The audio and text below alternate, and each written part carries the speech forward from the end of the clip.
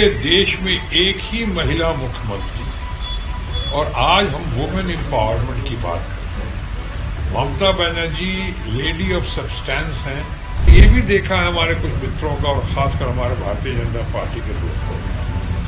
वो जो है जब कोई मौका मिलता है ऐसा लगता है बहुत डिस्परेट हो गए हैं, बहुत फ्रस्ट्रेटेड हो गए हैं। कोई भी घटना होती है, भले ही बहुत जघन्य घटना है, लेकिन सीधे मुख्यमंत्री पे ही आरोप लगाते हैं। अभी आपने देखा होगा कुछ दिन पहले संदेश खाली में किस तरह से उन्होंने मुख्यमंत्री का वहां भी कहा था इस्तीफा दो। इस तरह से बातें कर रहे हैं। ममता बनर्जी को इस्तीफा देनी चाहिए। तो फिर अगर मैं कहूँ, हालांकि मैं नहीं कह रहा हूँ, लेकिन अगर मैं कहूँ तो फिर माननीय प्रधानमंत्री को तो कितनी बार इस्तीफा देना चाहिए था। पूरे देश में एक ही महिला मुख्यमंत्री, और आज हम वुमेन एम्पावरमेंट की बात करते हैं।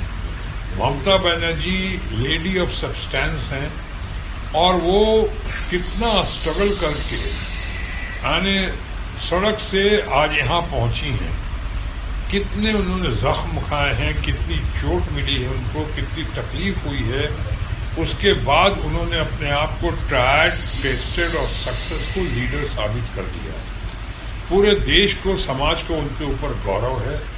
हम लोग गर्वान्वित महसूस करते हैं कि अकेली सिंगल मुख्यमंत्री महिला इस कदर कर रही हैं, और इस तरह सर्वधर्म समभाव के साथ अपने बंगाल परिवार को, अपने समाज को, यहाँ के लोगों को और देश को की दशा कितना अच्छा करने में लगी हुई है, सही दिशा देने। हम उनकी बहुत सराहना करते हैं। लेकिन ये भी देखा है हमारे कुछ मित्रों का और खासकर हमारे भारतीय जनता पार्टी के दोस्तों का।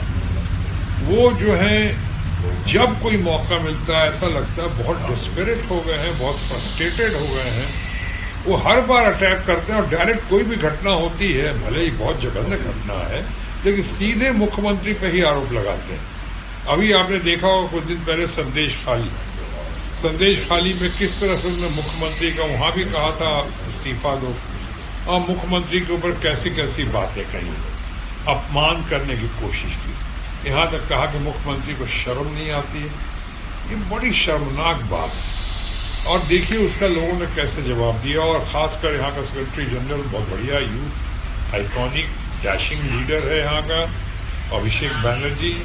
उन्होंने कैसे उनको पर्दाफाश किया, उनके वीडियो के जरिए, उनका ऑपरेशन करके, वीडियो ऑपरेशन के जरिए कैसे रिकॉर्डिंग करके सारी बातें सामने डाली कि कैसे मिली भगत थी यहाँ के सेंट्रल रूलिंग पार्टी और यहाँ के बीजेपी के कुछ दोस्तों की कारस्तानी थी। ये कारनामा था और ये एक्सपोज हुआ, लोगों को समझ में आ गया।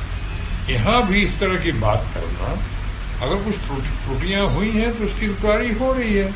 अगर उसकी इंक्वायरी हो रही है, हाईकोर्ट पर फैसला आएगा, सीबीआई उसमें अपनी जांच की रिपोर्ट देगा, उसके बाद बात करें तो ज्यादा बेहतर होगा।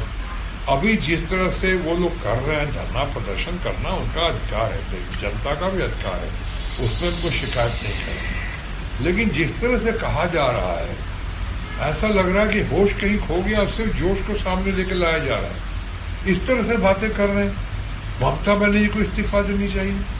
तो फिर अगर मैं कहूँ, हालांकि मैं नहीं कह रहा हूँ, लेकिन अगर मैं कहूँ तो फिर माननीय प्रधानमंत्री को तो कितनी बार इस्तीफा देना चाहिए था। वो हाथरस के इंसिडेंट के बाद हमने तो उनका इस्तीफा नहीं मांगा था।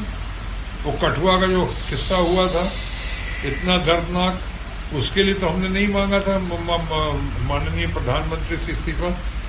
तो उनके लोग कहीं घूम फिर के अधिकारी की बात नहीं करते हैं, ऑफिशियल्स की बात नहीं करते, सीधे कहते हैं ममता जी, चूंकि महिला मुख्यमंत्री है अकेली, और एक तरफ आप बात करते हो वुमेन एम्पावरमेंट की। मैं समझता हूँ ये ज्यादती है, ये अन्याय है, और इस अन्याय और ज्यादती के खिलाफ ममता बनर्जी लड़ने में बहुत सक्षम है, और हमेशा की तरह जैसे मैंने कहा ट्राइड, टेस्टेड और सक्सेसफुल है। यहाँ भी वो कामयाब होंगी। ये सिर्फ